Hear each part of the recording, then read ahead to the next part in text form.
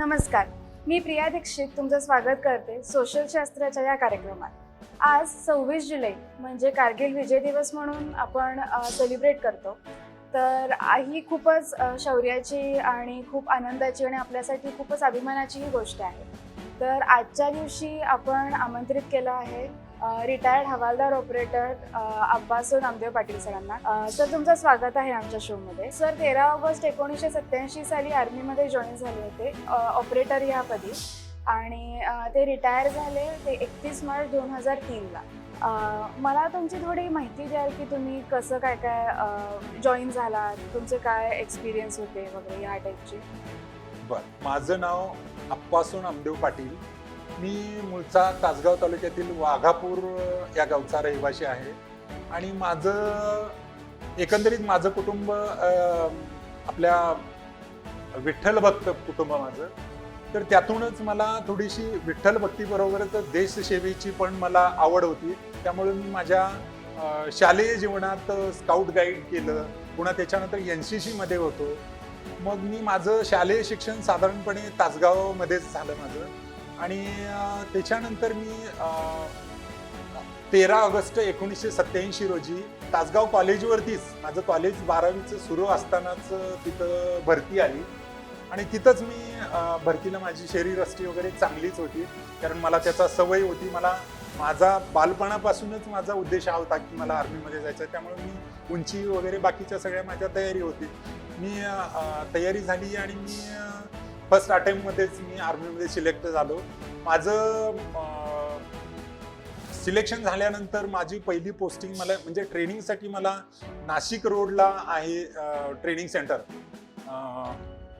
Artillery centre. पहिलं basically ते artillery centre, तोफखाना centre होतं.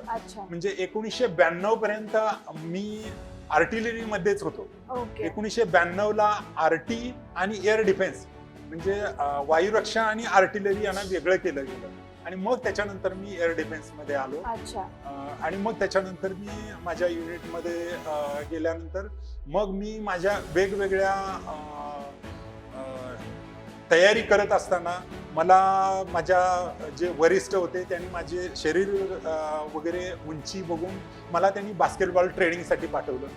मग त्यानंतर मी बास्केटबॉलमध्ये पारंगत झालो, त्याच्यानंतर हँडबॉलमध्ये पारंगत झालो आणि बास्केटबॉल आणि हँडबॉल मी आमच्या आर्मीच्या कमांड लेवलपर्यंतचे मी गेम खेळलेलो आहे आणि त्यामध्ये मी गोल्ड मेडल घेतलेले आहेत. आणि त्याच्यानंतर माझं बास्केटबॉल इतकं चांगलं झालं की माझे जे कर्नल साहेब होते, माझे कमांडिंग ऑफिसर, त्यांनी मला तू युनिटसाठी बास्केटबॉलचा कोच म्हणून ट्रेनिंग घे आणि त्यामुळे आपल्या युनिटचे आणखीन जवान बास्केटबॉलला तयार होतील म्हणून त्यांनी मला कोचचं ट्रेनिंग घेण्यासाठी आर्मी फिजिकल ट्रेनिंग पुणे येथे मला पाठवलं. आणि आर्मी फिजिकल ट्रेनिंगला मी कोच झालो आणि त्याच्यानंतर मी पुन्हा युनिटमध्ये जाऊन मी माझ्या युनिटमधील अजून जे नवीन जवान आहेत त्यांना बास्केटबॉल ट्रेनिंग देऊन मी त्या आमच्या आर्मीचा बास्केटबॉलचा लेवल उंच होईल या दृष्टीने प्रयत्न केले आणि त्या दृष्टीने मी सक्सेस झालो. ओके, तर सर, पहिल्यांदा तरी मला तुम्हाला असं विचारायचं आहे की आर्मीमध्ये जॉईन झाल्यानंतर म्हणजे आम्हाला सिव्हिलियन्सला माहिती म्हणून जॉईन झाल्यानंतर काय प्रोसिजर असते, ट्रेनिंग कसं असतं आणि कसे जवान ॲक्च्युली घडतात? बरोबर, ॲक्च्युली आपल्या इंडियन आर्मीची एक प्रोसिजर ठरलेली आहे ज्यामध्ये आपण रिक्रूट झाल्यानंतर त्यांना ट्रेनिंग सेंटरमध्ये पाठवलं जातं. त्या ट्रेनिंग सेंटरमध्ये गेल्यानंतर 8 दिवस त्याला ट्रेनिंग सेंटरचा माहोल कसा असतो तो ठरवण्यासाठी त्या लोकांना काही ट्रेनिंग वगैरे काही नसतं. फक्त 8 दिवस त्यांना ते बघायला पाठवलं जातं की बाबांनो ट्रेनिंग कसं होतं किंवा तिथलं राहण्याची पद्धत कशी असते, तुमचं जेवण कसं असतं, झोपायचं कसं असतं, ह्या सगळ्या गोष्टी शिकवल्या जातात.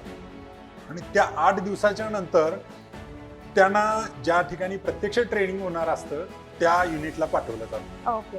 मग त्या ठिकाणी पाठवल्यानंतर मग तिथलं आमचं रुटीन प्रोसिजर सुरू होतं. सकाळी 4 वाजता उठणे. अरे बापरे. 4 वाजता उठल्यानंतर आम्हाला आपली स्वतःची आणि परिसराची स्वच्छता, सकाळी 6ला आमचं ट्रेनिंग सुरू होतं. ह्या 2 तासाच्या मध्यंतरात आम्हाला इव्हन टॉयलेट सुद्धा आम्ही स्वतः स्वच्छ करतो. अच्छा. ही सगळी ट्रेनिंग आम्हाला तिथं दिली जाते. ही ट्रेनिंगचाच भाग आहे. हम्म. आमच्या परिसराची स्वच्छता, फक्त ही सगळी स्वच्छता करून आम्ही सकाळी 6ला आमच्या ज्या ठिकाणी फर्स्ट आमचा जो पिरियड असतो, आमचे पिरियड असे असतात, PT पिरियड असतो, हम्म. त्याच्यानंतर WT म्हणजे वॉर ट्रेनिंग आणि एक ड्रिल म्हणजे मार्च पास वगैरे आपण करतो ते. हे मेजरली ही 6 महिन्याच्या ट्रेनिंगमध्ये हे 3च पार्ट असतात. ओके. तर मग आम्ही PTच्या ग्राउंडमध्ये आम्हाला सकाळी पहिल्यांदा गेल्यानंतर तिथले जे आमचे वस्ताद असतात ते वाटच बघत थांबलेले असतात ट्रेनिंगसाठी. मग आम्ही तिथं गेल्यानंतर मग आमच्या त्या वीकनुसार टोटल आमचं 20 आठवड्याचं ट्रेनिंग हे बेसिक ट्रेनिंग असतं. तर त्या आठवड्याच्या ट्रेनिंगनुसार आमचं प्लॅनिंगनुसार ते आम्हाला पहिल्या वीकला त्यांना जे शिकवायचं आहे त्याच्यासाठी हे करतात. पण हे करत असताना तिथं मात्र आम्हाला कुठल्याही गोष्टीची दयामया किंवा बाकीच्या कुठल्या गोष्टीला ते बघत नाहीत. म्हणजे आज परिस्थिती थोडीशी सुधारलेली आहे. अक्षरशः आम्हाला त्यावेळेला ते हातात काठ्या घेऊन असतात. मग ते जर, कारण प्रत्येक मुलाची फिजिकली कॅपॅसिटी सारखी नसायची. कोणाला लूप्स 20 काढायला सांगितले तर कोणाला 10चे यायचे, पण त्याला कंपल्सरी ते 20 मारून त्याला करायलाच लावायचे. म्हणजे त्या लेवलला आम्हाला त्यांना आणायचंच असतं. त्यामुळे ते आम्हाला कोणत्याही म्हणजे दंड देऊन, पनिशमेंट देऊन त्या लेवलला ते आम्हाला आणतातच. मग अशा प्रकारे आमचं ते PT ट्रेनिंग झालं की त्याच्यानंतर ड्रिल, जे म्हणजे ड्रिल आर्मीमध्ये ह्यासाठी असतं की ड्रिल डिसिप्लिन. बरोबर. सामान्य माणसाला डिसिप्लिन काहीच नसतो. ड्रिलमध्ये येतं कसं चालायचं, कसं बसायचं, तुम्ही कसं बोलायचं किंवा कसं उभं राहायचं. यामध्ये आपले सिनियर्स जे असतात त्यांच्याशी कसं बोलायचं. सिनियर्स जे असतात त्यांच्याशी बोलताना आपण सावधान म्हणूनच, सावधान म्हणजे काय, आपले दोन्ही पाय एकत्र आलेले असतील, हात दोन्ही आपल्या बाजूच्या लेगच्या बाजूला असतील. असं आपण सिव्हिलमध्ये बोलताना हात हलवत इकडे तिकडे. आर्मीमध्ये आपण डिसिप्लिन हाच आहे की आपण सावधानमध्ये सिनियरशी बोलायचं. हा डिसिप्लिनचा भाग आहे, तो ड्रिलमध्ये शिकवला जातो. आणि WT म्हणजे वॉर ट्रेनिंग. वॉर ट्रेनिंग म्हणजे मग रायफल्स आल्या. मग ते रायफल्स चालवायची कशी, त्याला खोलायची कशी, जोडायची कशी, हे ट्रेनिंग तिथं दिलं जातं. त्याच्यानंतर जसे जसे पुढे वीक वाढत जातील तसे ह्या म्हणजे PT असो, ड्रिल असो किंवा WT, त्यातले ॲडव्हान्स ट्रेनिंग शिकवत आम्हाला ते अशा परिस्थितीत नेत असतात की ज्या ठिकाणी त्याला सोडला की तो 24 आवर्स किमान पाणी अन्न न खाता तो जिवंत राहिला पाहिजे. मग तो कसा राहील. आणि ज्या वेळेला लढाईची परिस्थिती असते त्यावेळेला 58 आवर्स फक्त आमच्याकडं पाणी असते, पाण्याची बॉटल्स असते आणि आपल्याकडं आपण जगू, जिवंत राहू असे आम्हाला ज्या वेळेला लढाईवरती जातो त्यावेळेला असे आपले थोडे बिस्किट्स म्हणतात, ते बाहेरचे बिस्किट नव्हे, आमच्या मेसमध्ये बनवलेले काही खारे बिस्किट्स असतात. ते गोड पण नव्हे, गोड खाल्लं की पाणी जास्त लागतं, ते तसे बिस्किट्स आमच्याकडे ठेवले असतात. त्यामध्ये आम्ही 78 आवर्स त्याच्यावरती आम्ही राहू शकतो आणि त्याचं ट्रेनिंग आम्हाला दिलं जातं आणि ते राहतो आम्ही. मग ते करत असताना आम्हाला ट्रेनिंगमध्ये 10 किलोमीटर रायफल घेऊन ठराविक कालावधीमध्ये पळणं हे ट्रेनिंग त्यामध्ये दिलं जातं. म्हणजे अशा बऱ्याच ज्या आहेत की ज्यामध्ये आम्ही परफेक्ट सोल्जर 20 आठवड्यामध्ये तयार होतो. मग तो झाल्यानंतर आमचं ॲडव्हान्स ट्रेनिंग असतं. ॲडव्हान्स ट्रेनिंग म्हणजे त्यामध्ये असतं की मी जसा ऑपरेटर आहे तर मग हे सकाळचं ट्रेनिंग त्यावेळेलाही कंटिन्यूच असतं आमचं. PT, WT, ड्रिल हे तर आहेच आहे, पण त्याचे थोडेसे पिरियड्स कमी झालेले असतात. आणि मग आमचे ॲडव्हान्स ट्रेनिंग म्हणजे मी OPR आहे तर मग मला ऑपरेटरला काय जे गरजेचं आहे ट्रेनिंग ज्या लढाईच्या वेळेला ते सर्व ट्रेनिंग आम्हाला 52 वीक्स हे ट्रेनिंग दिलं जातं. ते 20 वीक्स झाल्यानंतर हे 52 वीक्स मला म्हणजे मी 52 वीक्स नंतर एक ट्रेंड सोल्जर तयार होतो. आणि मग आम्हाला हे सगळं ट्रेनिंग कंप्लीट झाल्यानंतर सोल्जरची शपथ दिली जाते. आणि त्या सोल्जरची शपथ झाल्यानंतर मग आम्हाला आमच्या प्रत्यक्षात लढाई ज्या युनिटमधून आम्ही लढली जाणार आहोत त्या युनिटमध्ये आम्हाला ट्रान्सफर केलं जातं आणि तिथं पाठवलं जातं. मग तिथं आम्ही गेल्यानंतर मग आम्ही ट्रेंड सोल्जर म्हणून तिथं जे युनिटमध्ये लढाईसाठी जी तयारी करायची, इक्विपमेंट्स असतात त्यांची तयारी करायची, हा रुटीनचा भाग आमचा सुरू झाला. ओके. मला हे ऐकून अजून एक प्रश्न ॲक्च्युली असा पडला की भारत बघितला तर आपल्याकडे बरेच टेरेन्स आहेत. म्हणजे बर्फ आहे, डोंगर आहे किंवा बांगलादेशच्या साईडला गेलो तर मार्शलँड्स आहेत. तर त्याच्याही स्पेसिफिक ट्रेनिंग्स हे स्पेसिफिक गटाला दिले जातात का सगळ्यांना सगळ्या टेरेनचे ट्रेनिंग्स दिलेले असतात? हे ट्रेनिंग आमच्या ज्या युनिट्स, आता माझी स्पेसिफिक युनिट आहे 152 152 वायुरक्षा रेजिमेंट. मग अशा आपल्या अनेक रेजिमेंट्स आहेत. मग त्यांचं कामही वेगवेगळं आहे. मग काही रेजिमेंट्स आहेत त्या फक्त बर्फाळ प्रदेशातच त्यांना ठेवायचं आहे. ओके. काही रेजिमेंट्स ज्या आहेत त्या आमची, आता माझी युनिट ऑल इंडिया कुठेही जाऊ शकते. कारण माझ्याकडे जी गन असायची L60 L70 गन आहे, रडार्स आहेत, ते ज्या ज्या ठिकाणी एअरफील्ड आहेत, ज्या ज्या ठिकाणी आपले अम्युनिशन डॅम आहेत, खाद्यान्न ज्या ठिकाणी भांडार आहेत, त्या ठिकाणी आम्हाला डिफेन्स करायचं आहे. म्हणजे जेवढे देशामध्ये हे खाद्यान्न भांडार आणि एअरफील्ड आहेत तिथं आमची युनिट ही असणार आहे. ओके. मग ती हाय अल्टिट्यूड मध्ये पण आहे, मग समुद्राच्या कडेला पण आहे. मग आमचं जे युनिट लोकेशन आहे ते लोकेशन तिथंच राहतं. आमचं इक्विपमेंट घेऊन आम्ही 4-5 वर्षानंतर ट्रान्सफर होती आमची. आमचं पूर्ण इक्विपमेंट घेऊन आम्ही श्रीनगरला जाणार. श्रीनगरची जी युनिट आहे ती युनिट इकडं खाली येणार. त्यामुळं सगळ्या एरियाचं आम्हाला ट्रेनिंग होतं आणि सगळ्या प्रदेशात राहायचं आम्हाला अनुभव असतो. आणि तुमचा आता जो काही आर्मीमधला एक्सपिरियन्स होता त्याच्यात तुम्ही ॲक्टिव्ह वॉर्समध्ये काही इन्व्हॉल्ड होता? हो. मी आर्मीमध्ये गेल्यानंतर आमचं युनिट होतं उधमपूर जम्मू काश्मीरमध्ये आहे. जम्मूपासून साधारण 60-67 किलोमीटरवरती आहे. त्या ठिकाणी असताना 1999 मध्ये आपलं कारगिल वॉर झालं. तर कारगिल वॉरची जशी बेसिक सुरुवात झाली, जशा इंटेलिजन्सकडून आम्हाला सूचना मिळाल्या, तसं माझं युनिट पूर्णपणे तयार झालं. आणि पुढच्या 24 तासामध्ये ज्या ठिकाणी आम्हाला वॉरसाठी टास्क मिळालेला होता त्या ठिकाणी आम्ही 24 तासामध्ये जाऊन त्या ठिकाणी जमिनीमध्ये बंकर्स खोदून 24 तासामध्ये आम्ही लढाईला तयार होऊन बसलो. अरे बाप. तर त्या 24 तासामध्ये आम्ही जम्मू एरियामध्ये, आता परिस्थिती अशी आहे, जम्मू म्हणजे पूर्ण पहाडी इलाका आहे आणि तिथं फक्त आणि फक्त दगडच आहे. तर अशा दगडांच्या बंकर्स मध्ये आम्हाला राहण्याचं साधारणपणे 10x10ची रूम जमीन लेवल पासून 10 फूट खाली बनवायची असते. तर हे 24 तासात आम्ही बनवलं. त्याच्यावरती छत टाकलं आणि ते छत असं की त्याच्यावरती बॉम्ब पडला तरी त्याला डॅमेज होऊ नये असं इतकं स्ट्रॉंग छत करून त्यामध्ये 24 तासात आम्ही जाऊन लढाईसाठी तयार झालो. हे झाल्यानंतर मग आमचं रुटीनचं काम सुरू झालं, सगळं डिप्लॉयमेंट झालं आणि आमचं फक्त एकच उद्देश की माझा एअर डिफेन्स कोर असल्यामुळं माझ्या देशावरती दुश्मन देशाकडून कोणताही हवाई हल्ला होऊ नये एवढंच आमचं टार्गेट होतं. आणि त्या दृष्टीनं आम्ही लढाईची पूर्णपणे तयारी करून आम्ही त्या दृष्टीनं आम्ही तयार राहिलो. मग एक दिवस असं झालं की आम्ही संध्याकाळची 6 ते 7ची वेळ होती. त्यावेळेला साधारणपणे आम्ही तयार होतो. कोण आमचे स्वयंपाक स्वतःच आम्हीच बनवत असतो. स्वयंपाक म्हणजे काय, आम्हाला जे जमतं ते आमचं आम्ही बनवणार आणि आमचं आम्ही खाणार. तर ते कोणी बनवत असतं. काही जे ड्युटीवर्स होतो त्यामध्ये ड्युटीवर त्या काळात मी होतो आणि मी ड्युटीवर असताना मी ऑपरेटर बेसिकली असल्यामुळे माझ्या हातात बॅनाकुलर होतं आणि मी बॅनाकुलर साधारणपणे आकाशामध्ये सर्च करत होतो. आमची जी प्रोसिजर आहे त्यानुसार सर्च करत होतो. मला एक लाईटचा गोळा आपल्या देशाच्या दृष्टीनं येताना दिसला. मग तो दिसल्यानंतर फर्स्ट माझी ड्युटी जी होती ती मी ड्युटी करत असताना मी त्याला वॉच केलं. वॉच केल्यानंतर मला शंका आली की हे काहीतरी गडबड आहे आणि आपल्याकडं येतंय. हा साधारणपणे डिस्टन्स त्यावेळेला एक अंदाजे 70-80 किलोमीटरचा असू शकतो, जे बॅनाकुलर आणि माझ्या डोळ्यानं जे दिसत होतं ते. तर मी हे झाल्यानंतर माझा पूर्ण सेक्शन मी अलर्ट केला.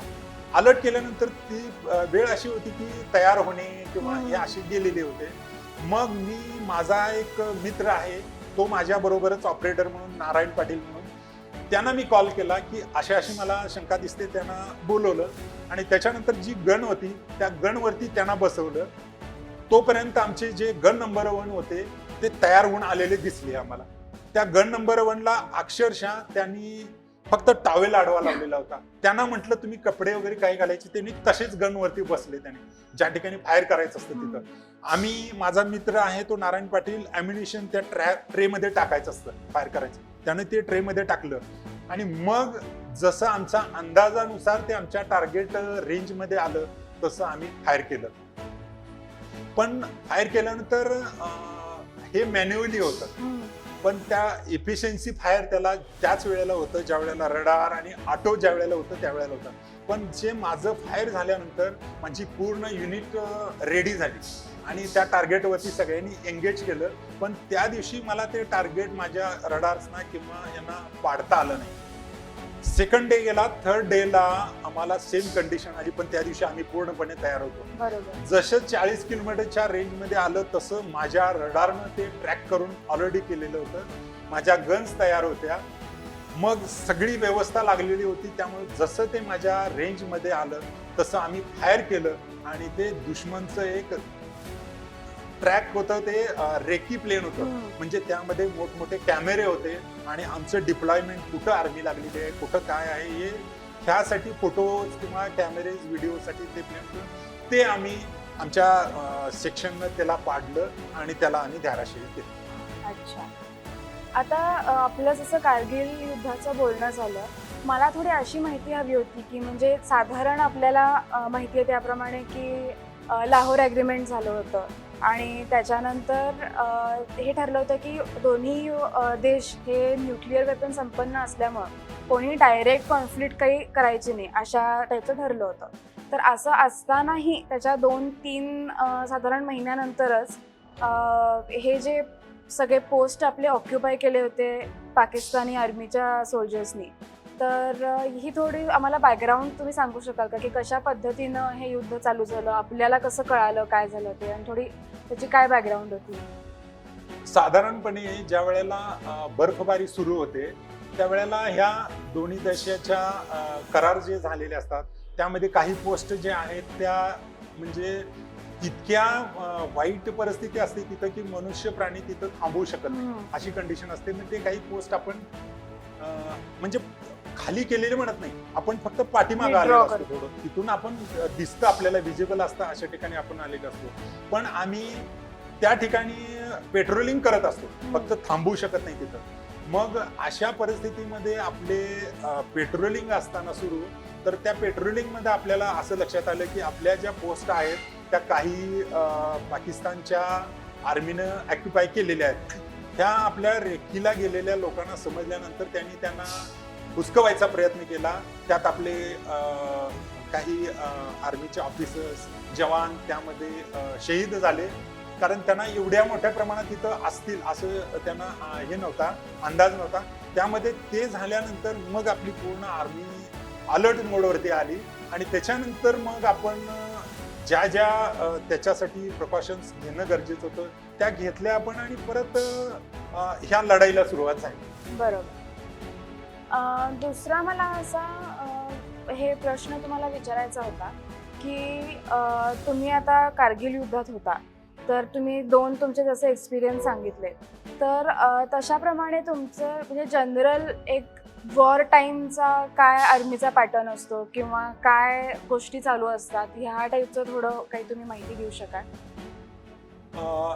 जनरल ज्या ठिकाणी आमच्या युनिटचं लोकेशन्स असतं ते साधारणपणे ज्या ठिकाणी वॉर डिप्लॉयमेंट असतं त्याच्यापासून ते खूप म्हणजे 24 तासाच्या किंवा म्हणजे प्रत्येक सिच्युएशननुसार अशा अंतरावर असतं. कारण प्रत्येक वेळेला आर्मी तिथंच ज्या ठिकाणी लढाई करायची आहे तिथं नाही राहू शकत, कारण तिथल्या काही सामरी किंवा तिथली हवामान किंवा यामुळे ते अशा ठिकाणी असतात. कारण जनरली आम्हाला पण सोल्जर्सना थोडंसं लाईफ असतं किंवा आमच्या फॅमिलीज काही ठिकाणी बरोबर असतात. मग त्यामुळे आम्ही थोडंसं पीस ठिकाणी आम्ही थांबलेलो असतो.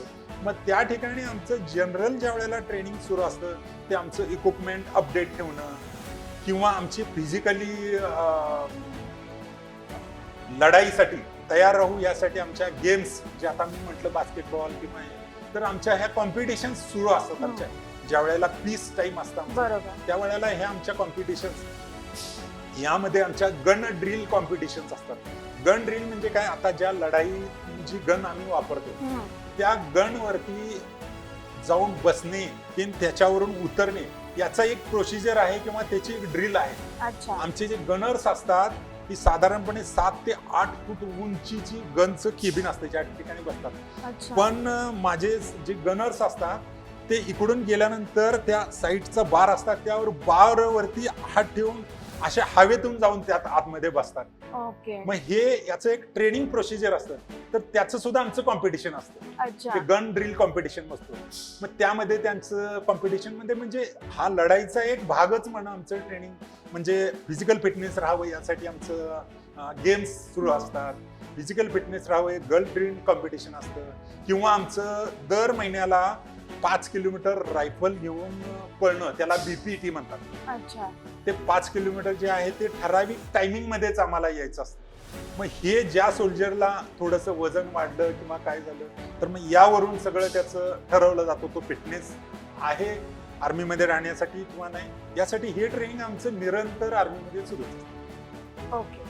आता मला अजून एक असा प्रश्न विचारायचा आहे की कारगिल हे युद्ध आपण म्हटलं म्हणजे त्याच्या आधीची काही युद्ध जी झाली असतील, तर कारगिल हे युद्ध असं पहिल्यांदा म्हणता येईल की जे पूर्णपणे इलेक्ट्रॉनिक मीडियाने कव्हर झालं होतं दोन्हीकडच्याही साईडला. पण आपल्याला म्हणजे तुम्हाला काय फायदे तोटे असे सांगता येतील की हे ॲक्च्युली लोकांनी वर बघितल्यामुळं काय त्याचे फायदे झाले? सगळ्यात मोठा फायदा हा झाला की आपल्या देशाच्या नागरिकांचं आपल्या आर्मीवरती इतका विश्वास वाढला आणि इतका अभिमान झाला लोकांना की आपले जवान कोणत्या परिस्थितीत लढतात आणि किती त्यांना वाईट परिस्थितीचा सामना करावा लागतो.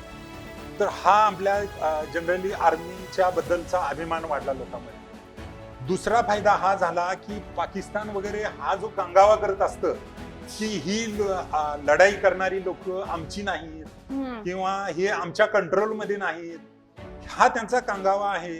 तो आम्ही प्रत्यक्षात आपल्या मीडियानं कव्हर केल्यामुळं आणि त्यांना दाखवलं गेल्यामुळं जगाच्या नजरेस आलं की हे पाकिस्तानीचंच काम आहे आणि पाकिस्ताननंच केलेलं आहे. कारण त्यांच्याकडं इतके मोठे हत्यार्स, इतके गन्स, रडार्स हे त्यांच्याकडून कुठून आले? सामान्य जरी अतिरेकी जरी असले तर फार फार त्यांच्याकडे बंदूकच असते. एकदम मिसाईल लॉन्चर हा, मिसाईल लॉन्चर आणि ते गन फायर या लागलेलं आहे त्यांचं. मग ते तर आर्मी शिवाय कोणी करू शकणार नाही. हे जगाच्या समोर आलं आणि हे जगाच्या समोर आल्यामुळं आम्ही जे केलेली लढाई आहे ती जगाला पटली की बाबांनो हा खरंच यांच्यावरती अतिक्रमण केलं होतं म्हणून आम्हाला हे करणं भाग पडलं. हा सगळ्यात मोठा आम्हाला फायदा झाला. बरोबर. किंवा आता त्याच्या आधीची जी युद्ध झाली होती म्हणजे पाकिस्तानमध्ये त्यांच्या मुलांना तेच युद्ध सगळे जिंकलेत हेच त्यांनी सांगितलेलं गेलं. बरोबर. तर त्याप्रमाणे हे प्रूफ मिळाल्यासारखंच आहे की ऍक्च्युली नाही जिंकलेले. हो हो बरोबर. तर दुसरा मला असा एक प्रश्न विचारायचा आहे की काही वर्षापर्यंत एक आपली म्हणजे इंडिया हा देश, आपली फिलॉसॉफी किंवा हे सगळं बघताच भारताने कधी स्वतःहून कुणावर जाऊन कधीच आक्रमण केलं नव्हतं कुठल्याच देशांवर. अजूनही आपली ती काही तशी फिलॉसॉफी नाहीच आहे. मग तसं बघायला केलं तर आपण एक डिफेन्सिव्ह अप्रोचच नेहमी होता आपला. पण आता रिसेंटली आपण जे काही एअर स्ट्राईक बघितला असेल, सर्जिकल स्ट्राईक बघितला असेल, तर आता आपण एक ऑफेन्सिव्ह अप्रोच सुद्धा घेतोय. म्हणजे उगा सिव्हिलियन्सना जाऊन मारायचं नाही पण आपणही टेररिझम किंवा अशा गोष्टी काही सहन करून घ्यायच्या नाही. तर ह्या सगळ्या सिच्युएशनचा एक आपल्या डिफेन्सचा मोराल म्हणू किंवा ह्या सगळ्या गोष्टींवर कसा परिणाम पडला असं तुम्हाला वाटतं? याचा परिणाम नक्कीच झालेला आहे. स्पेशली मी आमच्या आर्मीच्या बाबतीत आतापर्यंत आम्हाला असं वाटायचं की आम्ही आर्मीमध्ये आलोय आणि जर न लढाई करता आम्ही गेलो तर आमच्या जगण्याचा किंवा आमच्या या फोर्समध्ये येण्याचा आम्हाला म्हणजे काहीच तसा म्हणजे आम्हाला लाभ झाला नाही किंवा आम्हाला आनंद नाही वैयक्तिक मिळाला. पण आताच्या याच्यामुळं आमच्या मोरालमध्ये इतका मोठा ग्रोथ झालेली आहे की आम्हाला असं वाटतंय की मी आता काहीतरी करून दाखवणार. बरोबर. आणि मी देशासाठी ज्या उद्देशाने मी आर्मीमध्ये आलेलो आहे आणि जो मी उद्देश पूर्ण करण्यासाठी हे आयुष्य पत्करलेलं आहे ते मी आता सार्थकी लावणार. असा एक कॉन्फिडन्स जो आहे तो आमच्या जवानांमध्ये आलेला आहे आणि तो आल्यामुळं आम्ही युद्ध कोणतंही हो तो 100% आम्ही जिंकणारच हा आम्हाला आता कॉन्फिडन्स आहे. बरोबर. मला आता अजून एक प्रश्न असा विचारायचा होता, की आत्ता जे अग्निवीर स्कीम लॉन्च केलेली आहे, म्हणजे ती चांगली का वाईट हा मुद्दा सोडून देता तुम्ही थोडी ज्या लोकांना माहिती नाही आहे त्या लोकांना स्कीमची माहिती थोडी देऊ शकाल, की ॲक्च्युली गव्हर्नमेंटचं काय म्हणणं आहे, त्याच्यात प्रोव्हिजन्स काय आहेत आणि काय होणार आहे असं? आता हा अग्निवीर योजना जी आणलेली आहे ती आपल्या भारत सरकारनं आणलेली आहे. त्याचा उद्देश नक्की चांगलाच असेल, त्याशिवाय आपल्या पंतप्रधानांनी त्याला मान्यता दिलेली नाही आहे. नक्कीच आपल्या जवान म्हणजे नवीन मुलांच्या दृष्टीनं फार चांगली असल्याशिवाय तर ती नक्कीच त्यांनी आणलेली नाही. आता मी एक सोल्जर म्हणून मला असं म्हणायचं आहे की ह्या 4 वर्षाच्या ट्रेनिंगमध्ये किंवा ह्या 4 वर्षाच्या आयुष्यामध्ये आपला प्रत्येक तरुण देशाच्या रक्षणासाठी तयार होईल. बरोबर. आणि ह्या सिव्हिलमध्ये त्यांना आल्यानंतर ज्या काही चुकीच्या गोष्टी सिव्हिलमध्ये घडत असतात आणि आपले नागरिक एखाद्या ठिकाणी असे दुर्लक्ष करताना दिसतात की चुकीचं घटना घडत आहे एखादी, तर तिथं आपण कानाडोळा करून आपण निघून जातो, याचं मला काय करायचं. पण ज्या वेळेला हे सोल्जर्स ज्या वेळेला आपल्या समाजामध्ये येतील त्यावेळेला ह्या घटना वाईट प्रत्यावरती नक्कीच आळा बसणार आहे. आणि असं जीवनमान जे भारत देशातील नागरिकांचं आहे डिसिप्लिन्ड जीवन होईल आपलं, आणि जीवनमान फार म्हणजे चांगल्या लेवलला येईल. ज्या चुकीच्या घटना घडणार नाहीत, चुकीच्या घटना समाजामध्ये नाही घडेल तर त्या देशामध्ये सांस्कृतिक लेवल किंवा त्या देशाची विचार करण्याची ही नक्कीच सुधारणार आहे आणि ते देशाच्या फायद्याचं नक्कीच होईल. बरोबर. सर, आता तुम्ही 2003 मध्ये आर्मीमधून रिटायर झालात, तर एक डिफेन्समधून सिव्हिलियनमध्ये येतानाचं तुमचं जे ट्रान्सफॉर्मेशन होतं ते तुमचे काय अनुभव आहेत किंवा तुम्ही कसं ॲडजस्ट झालात ह्याबद्दल थोडं काही सांगू शकाल? मी 31 मार्च 2003 रोजी आर्मीमधून रिटायरमेंट घेतली. ही retirement actually premature retirement माझ्या पर्सनल फॅमिली साठी वेळ मिळावा यासाठी घेतली. ओके. 2003ला मी रिटायरमेंट घेतल्यानंतर मी 2005 मध्ये आपल्या महसूल विभागामध्ये जॉईन झालो. महसूल विभागामध्ये जॉईन झाल्यानंतर मला इथंही एक प्रकारची देश सेवाच म्हणून मी जॉईन केली ती पब्लिक जे आहे. आणि लकीली मला अशा ठिकाणी मला नोकरी करायची संधी मिळाली. 2005ला जॉईन झाल्यानंतर 2012 पासून मी जिल्हाधिकारी, सांगली जिल्ह्याचे जिल्हाधिकारी त्यांचा PA म्हणून कार्यरत आहे. आणि अशा ठिकाणी बऱ्यापैकी ज्या लोकांना, ज्या शेतकऱ्यांना अडचण असते काही आपल्या जमिनीची किंवा आपल्या आयुष्यातली, ते येतात. मग त्यांच्याशी मला फेस टू फेस भेटता आलं आणि मला अशी संधी मिळाली की मला त्यांच्या अडचणी दूर करता आल्या. बरोबर. मी स्वतःला भाग्यवंत समजतो की मला एक पोर्शन मध्ये मला देशाची सेवा करायला मिळाली आणि दुसऱ्या पोर्शन मध्ये मला देशातील जनतेची सेवा करायला मिळाली. जनतेची सेवा करत असताना मला पगार मिळालाच, पण हे करत असताना मी जनतेची सेवा करत असताना जिल्हाधिकारी महोदयांच्या सोबत राहून जे जे मला करणं शक्य आहे ते मी जनतेच्या सेवेसाठी ते केलं. ते करत असताना जनतेचे बरेचसे प्रश्न असतात ते माननीय जिल्हाधिकारी महोदयांच्या मार्गदर्शनाखाली मी सोडवण्याचा प्रयत्न केला आणि अजूनही करत आहे. आणि ते करत असताना मला ऍडजस्टमेंट व्हायला मला फार काहीच त्रास झाला नाही. कारण मी एक माजी सैनिक असल्यामुळं आलेल्या लोकांना माझ्याकडे बघताना तो इतका रिस्पेक्ट होता आणि त्यांच्यामध्ये इतकी म्हणजे माझ्याकडून अपेक्षा होती. मी सर्व अपेक्षा त्यांच्या पूर्ण करू शकलो असेल नसेल, पण मी ज्या माझ्या अधिकारात आहेत त्या 100% वापरून मी त्यांना समाधान करेल या जिद्दीनेच मी काम केलं आणि अजूनही करतो आहे. बरोबर. तुमचं आणि इकडे वॉरफूटवरच काम केलं असं म्हणायला हरकत नाही, कारण पूर आले, कोरोनाच्या 2 वेव्ह झाल्या, त्यामुळे इथेही तुम्हाला तसं खूपच वॉरफूटिंगवरच काम करायला लागलं असेल, तर तोही तुमचा एक वेगळाच एक्सपिरियन्स असेल. बरोबर. आज आपण कारगिल युद्धाबद्दलची माहिती घेतली आणि एकूण आर्मीचं फंक्शनिंग कसं असतं याबद्दलची माहिती घेतली आणि आमच्याही ज्ञानात थोडी भर पडली. त्याबद्दल तुमचे मनापासून धन्यवाद. धन्यवाद. जय हिंद, जय भारत. जय हिंद. तर अशीच तुम्हाला या प्रकारची माहिती घ्यायची असेल किंवा अशा प्रकारचे काही व्हिडिओज बघायचे असतील तर फॉलो करत राहा सोशल शास्त्राच्या फेसबुक चॅनलला, सबस्क्राईब करा सोशल शास्त्राच्या यूट्यूब चॅनलला आणि नेहमी आम्हाला बघत राहा, आमची साथ देत राहा. अशाच काही विषयांची तुम्हाला जर आम्हाला काही सुचवायचं असेल आणि तर आम्हाला नक्की तुम्ही DM करू शकता किंवा कमेंट्समध्ये आम्हाला सांगू शकता. भेटू पुन्हा. थँक्यू.